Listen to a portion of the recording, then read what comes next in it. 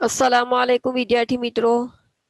આજે આપણે ગુજરાતીમાં 21મી કવિતા તેજમલ જોઈશું। બરાબર। અહીંયા આ જે તેજમલ તેજમલ એક દીકરી છે। આપણે જોઈએ છીએ કે ભાઈ મોટા ભાગે સમાજમાં દીકરી કરતા દીકરાને વધારે મહત્વ આપવામાં આવે છે। તો એવા સમયે અહીંયા આ જે તેજમલ નામની કન્યાનું ઉદાહરણ લઈને આપણા આ લોક અહીંયા તેજમલ કાવ્યનો સાહિત્ય પ્રકાર લોકગીત છે। તો આ લોકગીત દ્વારા આપણને ગીત દ્વારા કહેવામાં આવે છે કે ભાઈ આ જે દીકરી છે એ દીકરી પણ દીકરા કરતા કેવી છે, ચડિયાતી છે।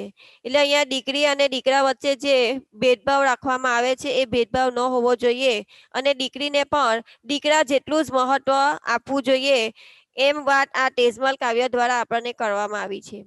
જોઈએ અહીંયા આ તેજમલ એક કન્યા છે, એક દીકરી છે, એનો સાહિત્ય પ્રકાર છે લોકગીત। શત્રુઓની ફોજ પોતાના રાજ્ય પર ચડી આવે છે। એટલે કે અહીંયા એક રાજા છે અને એ રાજા શત્રુ એટલે કે દુશ્મન, ફોજ એટલે સૈન્ય, લશ્કર।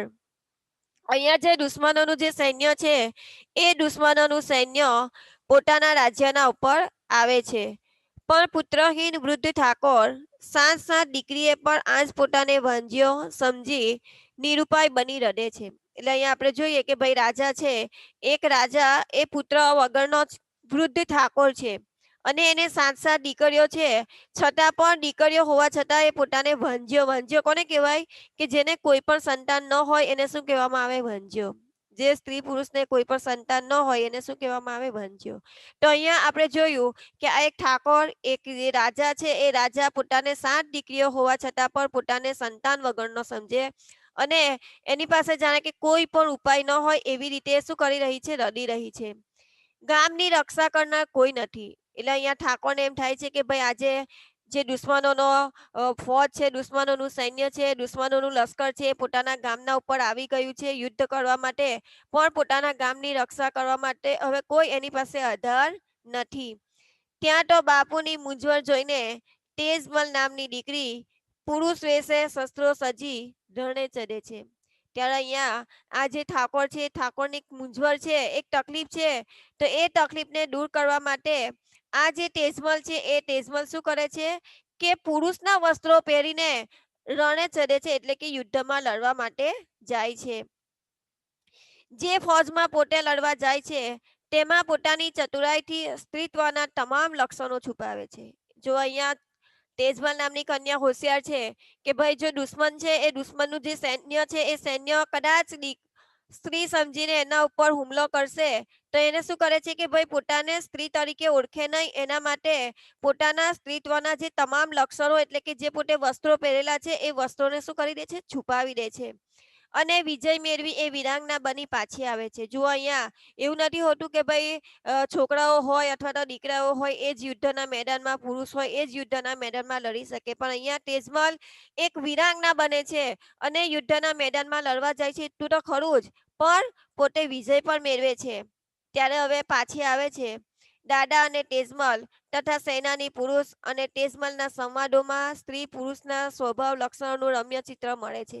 એટલે કે આ દાદા હવે તેજમલની સાથે જે વાર્તાલાપ કરે છે, જે સંવાદ કરે છે કે ભાઈ દીકરી તું તો સ્ત્રી છે અને સ્ત્રી બનીને તું યુદ્ધના મેદાનમાં કેવી રીતે જઈશ, ત્યારે અહીંયા તેજમલ પોતાના સ્ત્રીત્વના તમામ લક્ષણો કેવી રીતે છુપાવવાનું દાદા સાથે વાત કરે છે એ આપણને વાત બતાવે છે। જુઓ, સ્ત્રીના વીરત્વ અને મહત્તાનું પણ આ ઉત્તમ લોકગીત છે। લોકગીતના નીચે અંડરલાઈન કરજો। લોકગીત એ આપણા કાવ્યનો સાહિત્ય પ્રકાર છે। ઓકે, હવે આગળ આપણે કાવ્ય સમજીએ। ઉગમણી ધરતીના દાદા કોળા કાગળ આવ્યા રે, ઈ રે કાગળ દાદે ડેલીએ વંચાવ્યા રે। કાકો વાંચે ને દાદો રહ રહ રૂવે રે, ઉપર વાડેથી તેજમલ ડોકાળા રે। સીધ ને રૂઓ છો દાદા, શું છે અમને કહો ને રે, દળકતક આવ્યું છે દીકરી, વહાણે કોણ ચડશે રે। સાત સાત દીકરીએ દાદો વાંજ્યો કહેવાળો રે, હૈયે હિંમત રાખો દાદા, અમે વહાડે ચડશું રે। હવે દાદા શું કહે છે જુઓ, માથાનો અંબોડો તેજમલ અછતો કેમ રહેશે રે, માથાનો અંબોડો દાદા મોરીડામાં રહેશે રે। કાનના અકોટા તેજમલ અછતા કેમ રહેશે રે, કાનના અકોટા દાદા બોકાનામાં રહેશે રે। હાથના ત્રાજવા તેજમલ કેમ અછતા રહેશે રે, હાથના ત્રાજવા દાદા બાયલડીમાં રહેશે રે. પગના ત્રાજવા તેજમલ કેમ અછતા રહેશે રે, પગના ત્રાજવા દાદા મોજરિયુંમાં રહેશે રે. દાંત રંગાવેલ તેજમલ અછતા કેમ રહેશે રે, નાના હતા ત્યારે મોસાળ ગયા તા રે, ખંટીલી મામીએ દાંત રંગાવ્યા રે. નાક વિંધાવેલ તેજમલ અછતા કેમ રહેશે રે, અમારી માતાને અમે ખોટ ના હતા રે, નાના હતા તેડી નાક વિંધાવ્યા રે. ચલો મારા સાથી આપણે સોની હાથ જઈએ રે, સોની હાથે જઈને અસ્તરી પારખીએ રે. પુરુષ હશે તો એના બેરકને મન મોસે રે, અસ્તરી હશે તો એના ઝુમરણે મોસે રે. આગળ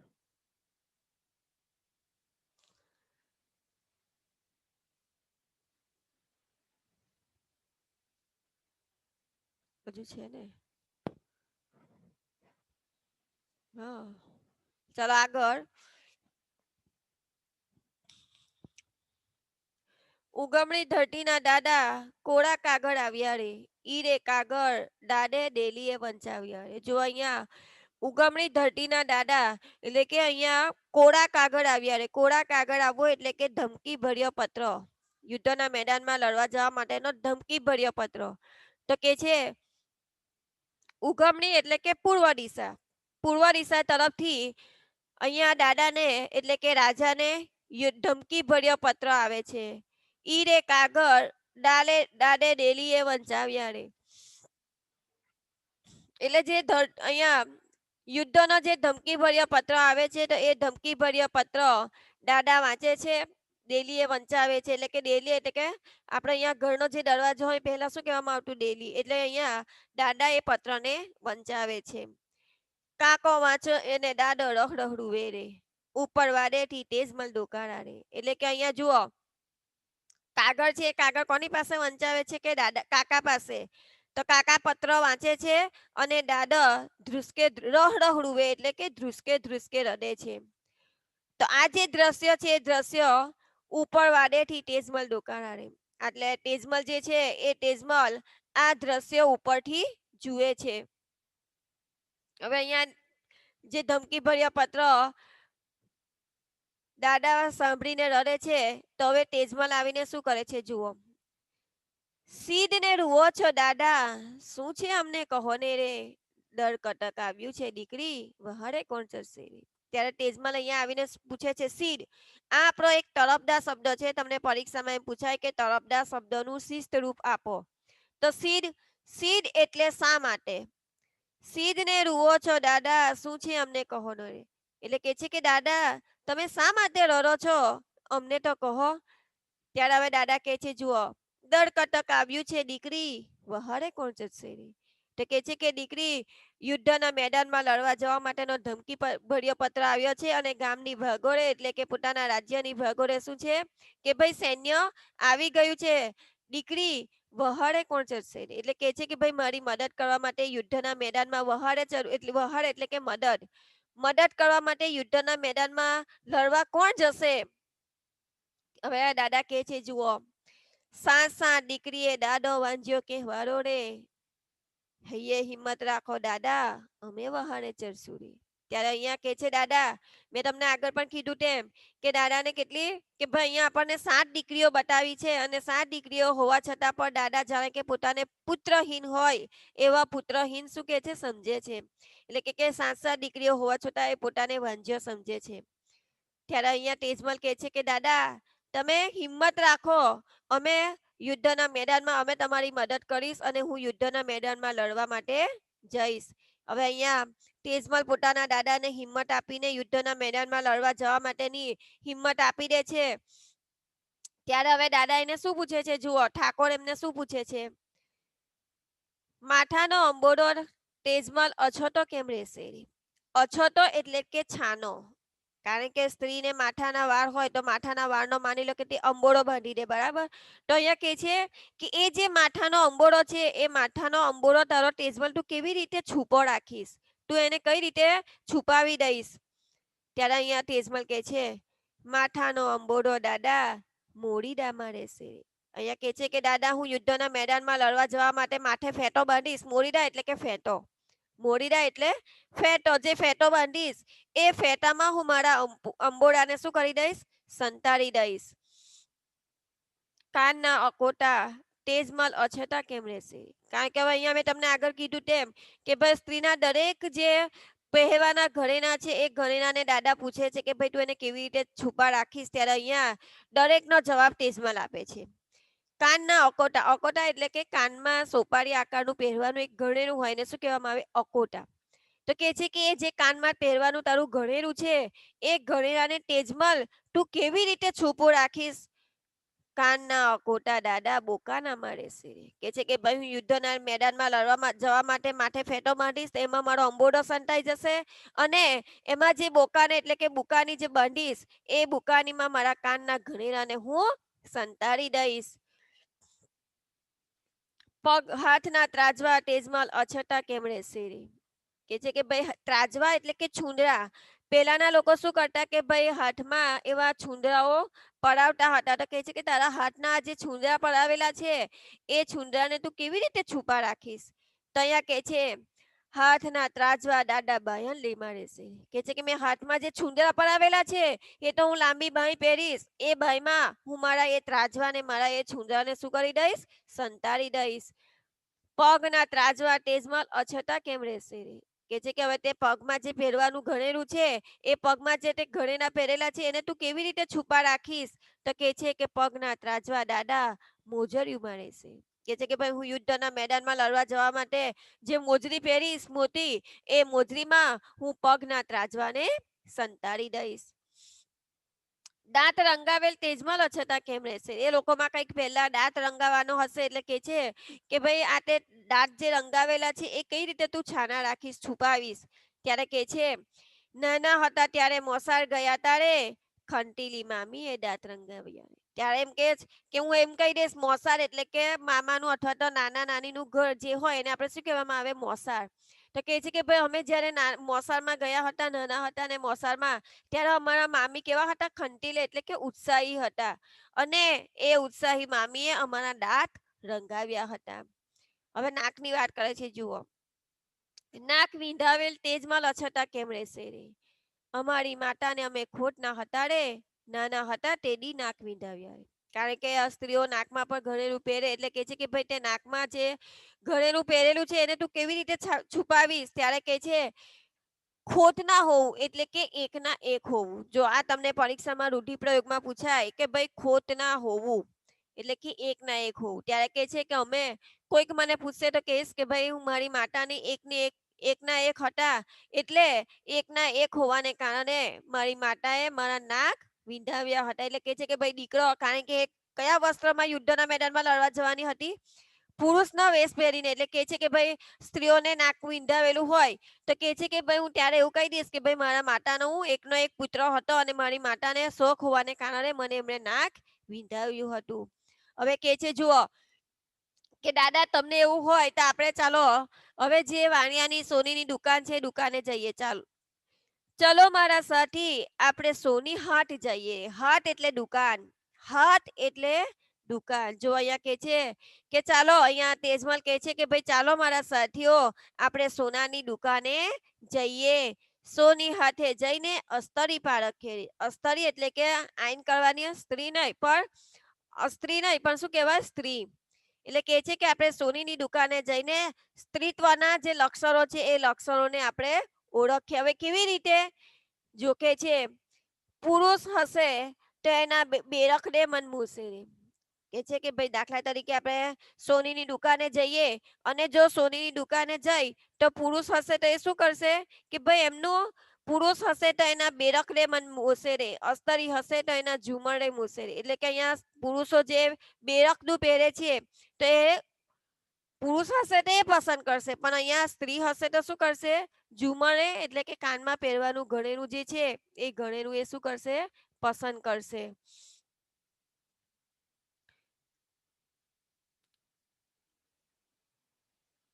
સંત સાથીદાએ ઝુમરના મૂલવિયારે તેજમલ ઠાકોરિયાએ બેરખા મૂલવિયારે. એટલે કે છે કે સંધા એટલે બધા આ પણ એક તળપદા શબ્દ છે. સંધા એટલે બધા. આ જે બધા સાથીઓ હતા એ બધા સાથીઓ શું કર્યું, કારણ કે કાનમાં પહેરવાના ઝુમ્મર લે છે, એટલે કે કાનમાં પહેરવાનું ઘરેણું પસંદ કરે છે, પણ તેજમલ ઠાકોર તો શું કરે છે, બેરખા પસંદ કરે છે. ચલો મારા સાથી, આપણે હવે અહીંયા સોનાની દુકાને જઈને પારખી લીધું, ઓળખી લીધું કે ભાઈ અહીંયા જે તેજમલ છે એ તેજમલ પુરુષના વેશમાં છે, અને એ પુરુષ જે વસ્ત્રો પસંદ કરે, જે ઘરેણા પસંદ કરે, એ તેજમલ ઠાકોરિયા પસંદ કરે છે. ચાલો મારા સાથી, આ પર વાણી હાટે જઈએ. વાણી એટલે કે કાપડની દુકાન, વાણિયાની દુકાને જઈએ. વાણી હાટે જઈને અસ્તરી પારખીએ, એટલે કે છે કે ભાઈ વાણિયાની દુકાને જઈને આપણે સ્ત્રી તરીકેના જે લક્ષણો છે, સ્ત્રી તરીકેના જે એટલે કે દુકાને જઈને શું લે છે એને ઓળખીએ. પુરુષ હશે તો એના પગડીએ મન મૂસી, કે છે કે જો કદાચ પુરુષ હશે અને કાપડની દુકાને જશે, વાણિયાની દુકાને જશે, તે શું લેવાનું પસંદ કરશે, એના માથાની પગડી લેવાનું પસંદ કરશે. અસ્તરી હશે તો એને ચુંડીએ મન મૂસી. અસ્તરી એટલે કે સ્ત્રી. જો સ્ત્રી હશે તે પગડી નહીં લે, પણ શું લેશે, પોતાની ચુંદડી લેશે, એટલે કે પોતાનો દુપટ્ટો. સંડા સાથીડાએ ચુંદડિયું મુલવ્યા રે, તેજમલ ઠાકુરિયાએ મોરીડા મુલવ્યા રે. એટલે કે છે કે સંધા એટલે બધા. આ પણ તમારો તળપદા શબ્દ છે. તો કે છે કે બધા સાથીદાઓએ, કારણ કે બધી સ્ત્રીઓને લઈને જાય છે, એટલે કે બધી એમની જે સાથીઓ છે એ શું કરે છે, ચુંડીને પસંદ કરે છે, પણ તેજમલ ઠાકોર ચુંડી પસંદ કરતી નથી. એ શું કરે છે, મોરીડા એટલે કે ફેટો પગડી પસંદ કરે છે. તેજમલ ઠાકોરે યુદ્ધમાં પહેલો ઘા દીધો, કે છે હવે અહીંયા તેજમલ દાદાને બધી જ કે છે કે ચાલો ભાઈ, તમને બધું છે વિશ્વાસમાં લે છે કે ભાઈ તમે સ્ત્રી તરીકે, હું હવે મારા જે બધા ઘરેણાઓ છે અથવા મારા સ્ત્રીત્વના જે લક્ષણો છે એ લક્ષણો છુપાય છે કે નથી, એના માટે એ સોનીની દુકાન પર લઈ જાય છે, વાણિયાની દુકાને પણ લઈ જાય છે. હવે પોતે પુરુષ તરીકે સજ્જ થઈને શું કરે છે, યુદ્ધના મેદાનમાં લડવા માટે જાય છે. અને યુદ્ધ એટલે કે યુદ્ધ, યુદ્ધ એટલે યુદ્ધ. અહીંયા તેજમલ ઠાકોર હવે યુદ્ધના મેદાનમાં લડવા માટે જાય છે, અને યુદ્ધના મેદાનમાં એ લડતા લડતા પહેલો ઘા ઝીલે છે. સૌ સાથીદાર એની પાછળ ધાયારી. ધાવ્યા એટલે કે મદદ, દોડવું. ધાયા એટલે કે મદદે દોડવું. કે છે કે બધા એના જે બધા સાથીઓ હતા એ બધા સાથીઓ એની પાછળ મદદે જાય છે. હવે અહીંયા યુદ્ધના મેદાનમાં લડીને વિજય મેળવીને જ્યારે અહીંયા તેજમલ પોતાના ઘરે આવે છે, ત્યારે શું થાય છે જુઓ. દર કટક વાળી તેજમલ ઘરે પધાર્યા રે, દાડે ને કાંખે એને મોટી દે વધાવ્યા રે. હવે દર કટક એટલે કે યુદ્ધના મેદાનમાં વિજય મેળવીને જ્યારે તેજમલ પોતાના ઘરે આવે છે, ત્યારે દાદા અને કાકા શું કરે છે, તો કે દાદા અને કાકા એને મોટી દાઓથી વધાવે છે. તો અહીંયા આ જે પોતાની સ્ત્રી તરીકે સ્ત્રી હોવા છતાં પણ એને શું સાબિત કરી બતાવ્યું કે ભાઈ આ જે સ્ત્રીઓ છે એ સ્ત્રીઓ પણ પુરુષ કરતા કેવી છે, ચઢિયાતી છે. એટલે કે અહીંયા દીકરા અને દીકરીને આપણે એક સમાન ગણવા જોઈએ. તો અહીંયા આપણું આ એક લોકગીત, એ જે લોકગીત છે એ ગુજરાતી લોકગીતોમાંથી લેવામાં આવેલું છે. અહીંયા લોકગીત કોને કહેવાય, કે લોકો દ્વારા લોકોના મુખેથી જે ગવાઈને જેને સાહિત્યમાં સર્જન કરવામાં આવે એને શું કહેવામાં આવે છે, લોકગીત. બરાબર. તો અહીંયા હવે આપણે, તમને સમજ પડી, ના સમજ પડી હોય તો તમે ચેટ બોક્સમાં લખીને જણાવો કે મેડમ નથી સમજ પડી કે પડી છે.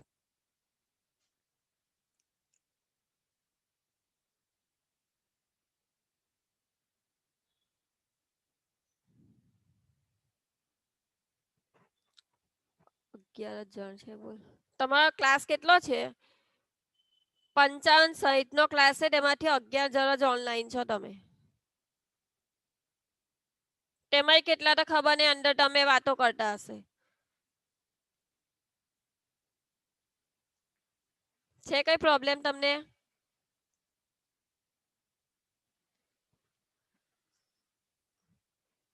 બસ એક જ છોકરી. પ્રોબ્લેમ નથી? ચાલો તો ઓકે, આપણે વિકલ્પો જરા જોઈ લઈએ. અને તમારા બીજા મિત્રોને કહો કે ભાઈ ઓનલાઈન થાવ ને જરાક ધ્યાન આપો. ચાલો પહેલો પ્રશ્ન છે, જુઓ. નીચે આપેલા વિકલ્પોમાંથી સાચો વિકલ્પ પસંદ કરી ખરાની નિશાની કરો. નંબર 1 કોરા કાગળનો અર્થ. જવાબ આપજો હો. વાંચી ન શકાય તેવો પત્ર, બી યુદ્ધની ધમકી ભર્યો પત્ર, સી કશું જ લખ્યું ન હોય તેવો પત્ર કે ડી સફેદ રંગનો કાગળ. બી આ કોણ સી લખ્યું? સ નહીં. જવાબ કયો આવશે? બી આવશે. કશું જ લખ્યું ન હોય તેવો પત્ર થોડો આવ્યો હતો. બી જવાબ આવે યુદ્ધની ધમકી ભર્યો પત્ર. ઓકે, ચાલો બીજો પ્રશ્ન. દાદા શા માટે રડતા હતા? એ દુશ્મનોના લશ્કરનો સામનો કરનાર પુત્રો નથી. બી દાદાના દીકરાઓ યુદ્ધમાં શહીદ થયા હતા. સી દાદાને પત્ર વાંચતા આવડતું નથી. ડી દાદાને તલવારના ઘા વાગ્યા હતા. ચાલો જવાબ આપો. એ સરસ. ત્રીજો પ્રશ્ન છે આપણો. દર કટક વળાવી ઘરે પધારેલા તેજમલને એ દાદાએ ખૂબ જ ઠપકો આપ્યો. બી દુશ્મનો માટે સહાનુભૂતિનો ભાવ થયો. સી હવે ક્યારેય યુદ્ધમાં ન જવાની પ્રતિજ્ઞા લેવડાવી. અને ડી દાદા અને કાકાએ મોટી દાઢી વધાવ્યા. ડી સરસ. 3 જ જવાબ આપે છે.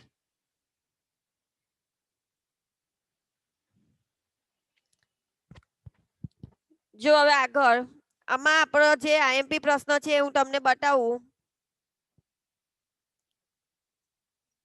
હા, ચોથો પ્રશ્ન. ચાલો નીચેનામાંથી કયું વિધાન તેજમલને લાગુ પડતું નથી?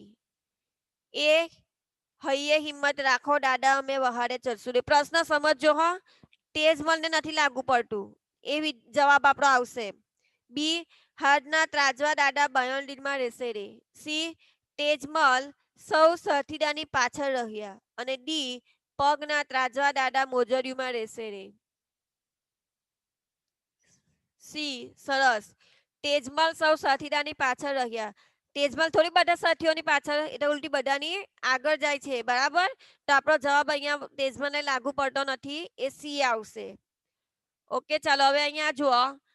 જે તમારો આઈએમપી પ્રશ્ન છે મોટા ભાગે તમને મુદ્દાસર ઉત્તરમાં પૂછાય છે. એ પહેલો જે પ્રશ્ન છે કે તેજમલને ઓળખવા સાથીઓએ કઈ કઈ પરીક્ષા કરી અને આ પરીક્ષામાં તેજમલ કઈ રીતે પાર ઉતાર્યા તમારા શબ્દોમાં લખો, બરાબર. આ તમારો આઈએમપી પ્રશ્ન છે. ઓકે.